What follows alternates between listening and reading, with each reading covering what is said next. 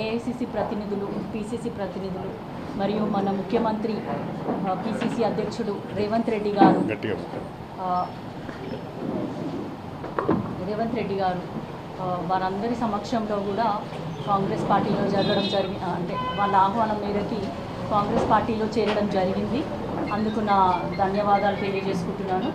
అలాగే మే 13వ తారీఖు నాడు జరగబోయే లోక్సభ ఎన్నికలలోకి వరంగల్ లోక్సభ అభ్యర్థిగా కాంగ్రెస్ తరఫున నన్ను అభ్యర్థిగా ప్రకటించినందుకు కూడా మనస్ఫూర్తిగా నా ధన్యవాదాలు తెలియజేసుకుంటున్నాను.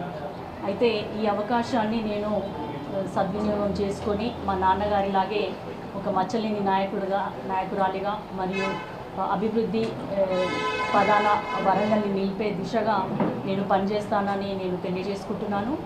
మన ఇక్కడ లోకల్లో ఉన్న మంత్రులు కానీ, ఎమ్మెల్యేలు కానీ, పార్టీ కార్యకర్తలు మరియు ప్రజలందరూ కూడా నన్ను నిండు మనసుతో ఆశీర్వదించి వారి సహకారం అందజేసి నా విజయానికి కృషి చేయాలని మనస్ఫూర్తిగా కోరుకుంటున్నాను. Thank you.